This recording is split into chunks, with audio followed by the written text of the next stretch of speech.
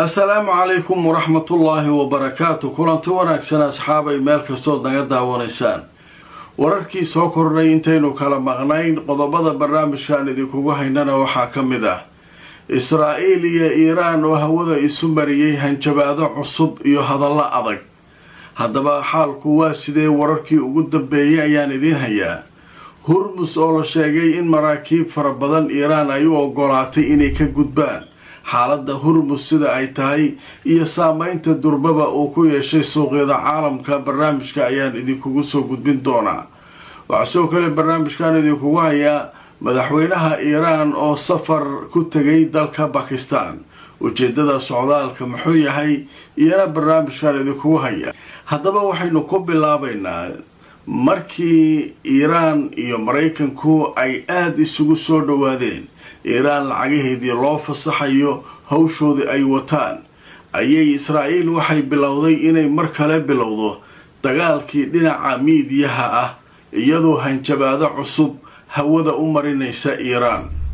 haddaba Iiraan ayaa iyaduna ka daba qaadatay oo hanjabaado kuwaas la mid ah iyana hawada u marisay. haddaba xaalku waa sidee Netanyahu miyuu ka dhabayn doonaa in uu kala tuuro heshiiska u dhaxeeya Mareykanka iyo Iiraan. haddaba wararkii ugu dambeeyay hadallada durbaba la isweydaarsaday ayaynu barnaamijka ku soo qaadanaynaa. waxaynu ku hormaraynaa Netanyahu wuxuu sheegay waxaa waajib nagu ah ayuu yidhi inaynu ka xorowno ku tiirsanaanta dhinaca Mareykanka ee dhanka hubka aynu ku tiirsannahay waa inaynu markaa ka xorownaa ayuu yidhi. haddaba dhanka kale Netanyahu waxa uu sheegay in markaa dharbaaxo ay ku dhufteen Iiraan intii dagaalka uu socday iyada iyo wakiiladeeda. welina ma dhammaan ayuu yidhi arrinkaas. ra-iisul wasaaraha Israa'iil Benjamin Netanyahu waxa uu sheegay waxaa si qoto dheer uga mahad celinaynaa taageerada saaxiibtinimo ee Mareykanka, laakiin waxaan u baahannahay ayuu yidhi inaan iska xorayno ku tiirsanaanta aan mar walba ku tiirsannahay nidaamka dhinaca hubka. waxaanu u baahannahay madax bannaani dhammaystiran. dhanka kale waxa uu sheegay waxaynu garaacnay oo markaa dhibaato u geysanay Iiraan iyo wakiiladeeda gobolka, waana howlgal aan weli dhammaystirnin ayuu yidhi. ninkaa marka hadallo tuuray dhowr qodob oo muhiim ah. hadalka qaybta koowaad Iiraan marka laga tago wuxuu leeyahay annagu waxaanu hadda maraynaa inaynu iska dayno Mareykan. ku tiirsanaanta Mareykanka aanu ku tiirsannahay hubka iyo waxa kan iyo inaan iska dhaafno. arrinkaa maxaa keenaa la leeyahay? arrinkaa waxaa keenay isku dhacyada isaga iyo Trump. arrinku wuu xumaan karaa iyo Israa'iil keligeed ma istaagi kartaa? marka su-aasha meesha taala waxay tahay Israa'iil keligeed miyay istaagi kartaa intaasoo cadow ahay samaysato ku hareeraysa? haddaanu Mareykan gacan siin, uusan hub siin, uusan difaacin, miyaa wax iska celin kartaa? dadku waxay leeyihin maya. tusaale waxaa loo soo qaadanayaa dagaalkii ugu dambeeyay Iiraan iyo Israa'iil. Israa'iil iyadoo Iiraan iyo reer galbeed ay difaacayaan oo Ingiriis iyo Jarmal iyo cid kasta ay hanaankooda difaaca iyo daaradooda difaaca ay qayb ka ahaayeen oo Mareykanku ugu horreeyay, ayaa gantaalihii Iiraan dukum daakum ka dhigeen Israa'iil. haddii wax waardiyeeye la weyn lahaa, gantaalahaas wax la dagaalama la weyn lahaa, maxaa ku dhici lahaa? su-aasha waa taas. marka taas horta waxay leeyihiin marka ma u dhowo Israa'iil inay ka xorowdo hubka iyo taageerada Mareykanka. hadday waa ku xoroobaa dhahdana wax hadda iyo beri iyo saa dambe iyo ma ahana le. midda labaad wuxuu yidhi awlaadeedii iyo Iiraanba waa garaacnay, si fiican u dharbaaxnay dagaalka intuu socday. taasna weli ma dhammaan. macnaheedu waxa waaye dagaalkii waa noo nusan yahay. Iiraan ay adika iyo awlaadaadii iyo adigaba waa noo tuuran tahay waaye. hadalladaas markuu hawada mariyey ayaa Iiraaniyiintu waxay u direen jawaab uu ka jawaabay. u jawaabaa la yidhi wakiilka Iiraan u fadhiya qaramada midoobay. ninkaa gabgablaha ah ha loo jawaabaa la yidhi. hadal ku filan oo la eg ayaa marka la soo saaray oo cilmiyeysan oo nidaamsan. markii Iiraaniyiinta waa tageen hadday noqoto diblomaasiyad hadday noqoto military wax walba caadi ma haddaba markaan idin soo wararkii ugu dambeeyay safiirka qaramada midoobay u fadhiya Iiraan waxa uu yiri waan ka jawaabi doonaa haddii Israa'iil ay jabiso heshiiska isfahamka ee aan la galnay Mareykanka. safiirka qaramada midoobay ee Iiraan ninka la yiraahdo Amir Saeed Ewan waxaan ka jawaabi doonaa uu yiri gardaro kasta oo Israa'iil ka yimaada iyo weerar kasta oo Israa'iil isku daydo inay ku weerarto Lubnaan iyo Xisbullah. wadahadallada marinka Hormuz waxa aanu la qaadanaynaa dowladda Cumaan kadibna wadahadallo kale ayaynu la yeelan doonaa dowladaha dhinaca heshiiska isfahamka qaybta ka qaaday. wakiilka Iiraan ee qaramada midoobay wuxuu yiri 5 ka mid ah qodobada heshiiska isfahamka waa in la hirgeliyaa ka hor wadahadallada ku saabsan arinta nuclearka iyo doorka hay'adda atomiga adduunka. wadahadalladii shalay ee heerka farsamo waxay ahaayeen kuwo wax wanaagsan ay ka soo baxeen waxaana la samayn doonaa 2 guddi oo kooxood oo shaqo qabta. koox ka shaqaysa cunaqabataynta qaybo ka mid ah Iiraan weli saaran iyo weliba hanaanka nuclearka oo koox kale yana ay ka shaqayn doonto. fariinta uu Netanyahu ugu jawaabay ee tooska ahaydna wuxuu yiri xadkeena ama leynka cas ee anagu aan leenahay waa in la weerar lagu qaado Lubnaan iyo Xisbullah gaar ahaan Beirut iyo koonfurta Lubnaan. Israa'iil haddii ay isku daydo inay meelaha weerar ka fuliso anagu waa leyn cas ayay noo tahay. bawjada adeero meeshaada ka qeylqeylay anagu waxaan leenahay leyn cas dadaan heshiis la galnay haddii dadkaas wax ka qaban waayaan waa isna qaanaalin haddaad Lubnaan Beirut iyo koonfurta Lubnaan isku weerarto yaa weylak aday ku taalaali.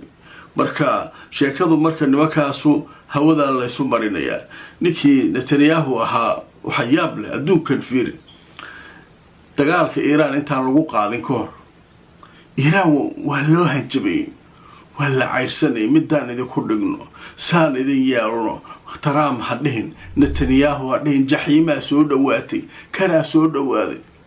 dagaalkii markii la galay saaxigu keenay ninkii Trump ahaa nabada rabaawi kii kalena waa dhaqaaqi laay Mareykanka wuxuu leeyahay anagu Iiraan uma soconay kaliya hadaa aadis aad waa kaas. marka meesha waa lagu soo gubtay dab waa dab naar ma maqli jirtay alaabti waa meesha. marka sheekadaas halkaas ka gudbaynaa. dhanka kale madaxweynaha Iiraan ayaa booqasho waxay uga bilaabatay dalka Pakistan ku tagay. haddaba marka aan idin tuso ujeedada safarka iyo waxa laga qoray telefishinka Al Jazeera wuxuu leeyahay dhaqdhaqaaqa diblomaasiyadeed ayay Iiraan bilowday. madaxweyne Pezeshkian ayaa gaaray Pakistan sidoo kale Qalibaf oo ah gudoomiyaha baarlamaankana wuxuu booqanayaa dalka Cumaan. haddaba warbixinta way sii socotay waxa leeyahay madaxweynaha Iiraan Mas'uud Pezeshkian ayaa booqasho hal maalin ah waxa uu ku tagay dalka Pakistan.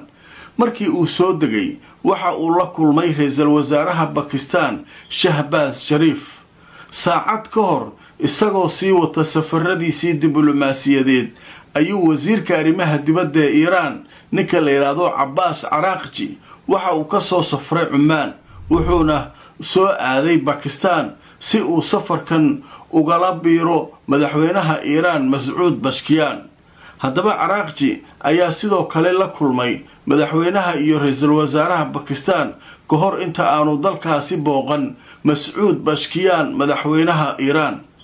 wasiirka arrimaha dibadda ee Iiraan ayaa horay uga soo kictimay dalka Cumaan isagoo ka yimid dalka Switzerland haddaba si uu ula tashado maamulka marinbiyoodka Hormuz mas'uuliyiinta dalkaasi Cumaan isaga iyo Qalibaf. haddaba sida laga soo xigtay ilo Iiraaniyiina waxaa la sheegay in dadaalka Pakistan ee dhexdhexaadinta Iiraan iyo Mareykanka waxaana lagu sheegay mid ka mida sababaha safarka bakistan uu ku tegay madaxweynaha iiraan oo ah inuu u mahad celiyo dowladda bakistan dadaalka ay gelisay arrintaas way marka waxaa leeyahay muhiimadda safarka inuu yidhaahdo waa mahadsantihiin dal muslima oo daris aan nahay oo khaalisa oo dhibaatadeennii hor istaagayna la ku hayay oo heshiiskan ka shaqeeyaa tihiin waa mahadsantihiin qof kasta oo marka wanaag loo sameeyo inaad u mahad celiso oo maaragtay u shukriso ayaa loo baahan yahay ilaahay u mahad celi kadibna ciddii hawshaa gacanta ka geysatay inaad markaa u mahad celiso marka dowladda iiraan marka waxaa leeyahay mahad celin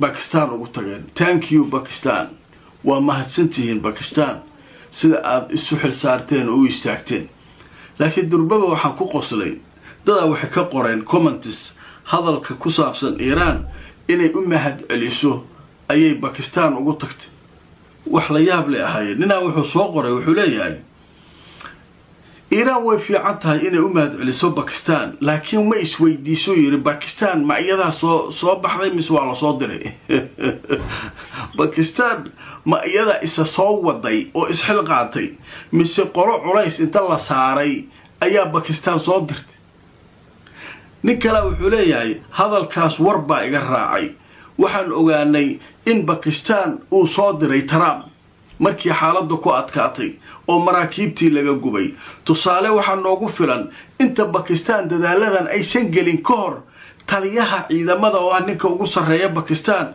ayaa safar degdega loogu wacay White House aqalka cad Trump kaligiisa la kulmay kadibna fariintana loo soo dhiibay nimayo nabadna kala dhex galowna marka dadkan way kula socdaan adduunkan ma la isgaadi karo waxa waaye maalinta laabada qaado waa la akhrinayaa waa la ogyahay marka qodobka isaguna halkaas kaga gudbaynaa qodobka kale ee barnaamijka aan u gudbaynaa wuxuu yahay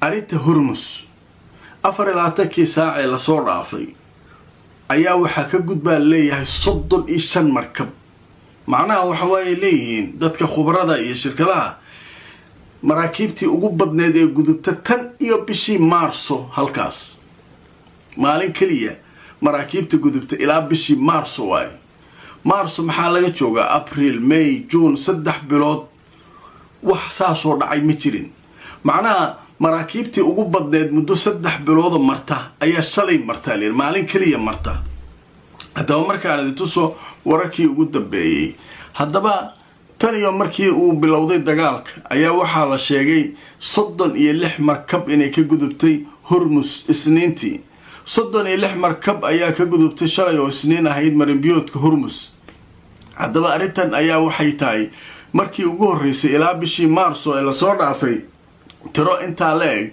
oo maalin kaliya ka gudubta marinbiyoodka Hormuz markab kasta wuxuu leeyahay sheekadan intay furan tahay wariyeysan ka xirme hal kala cararo lacagna la iskama qaadaya lirawal qaar lacag laan iska meesh joogay meel 500 milyan iyo xagee keenayaan ma shirkadaha qaar tawar maayin marka hadda marka waa hal kala cararo nin walba marka meesha laga gudbiyo leeyahay hadaba qaybtan waxaynu ku soo qaadanaynaa war cusub oo hadda soo dhacay waxa leeyahay wareegii shanaad ee wada hadallo Mareykanka ay qaban qaabinayaan ayaa wuxuu u furmay hadda Israa'iil iyo dawladda Lubnaan wada hadalladaasuna waxay ka dhacayaan xarunta wasaaradda arrimaha dibadda Mareykanka ee Washington sidii wada hadalladii ku horeeyay ay u dhaceen marka waxa la heshiisiinayaa Lubnaan iyo Israa'iil Lubnaanta la heshiisiinayay ma Lubnaanta la dirirsan Israa'iil miya Lubnaanta la dirirsan Israa'iil waa Xisbullah marka wada hadalladan maxaa ka soo bixi kara aan aragno leeyahay oo macnaha heshiiska xabad joojinta iyo waxa kan iyo Israa'iil iyo inay wada galaan Lubnaan maartay illa ilaaliyo deganaanshiyaha iyo waxaas dawladda Lubnaan soo qaadaysa kadibna Xisbullah loo sheegay Xisbullah waa iska ogoshahay dib ma jiro Xisbullah waxa ku xirantahay Iran jooji haday tira way joojiyeen haddii mar kale nimankan weerar soo qaadaan iska dhiciya dhaysa marka heshiis miyaa jira meesha marka sheekadaas iyaduna Mareykanka wada marka waxaa leeyahay jawladii ama wareegii shanaad ee wada hadallo u dhaxeeya Israa'iil iyo Lubnaan ayaa hadda ka furmay Washington xarunta wasaaradda arrimaha dibadda. barnaamijkaygii labaad waa naga intaa asxaabay meel kastoo aad naga daawanaysaan waxaanu idinkaga tegaynaa inta aan mar kale kulmayno iyo barnaamijyo kale haddii alla idmo sidaas iyo nabadgelyo.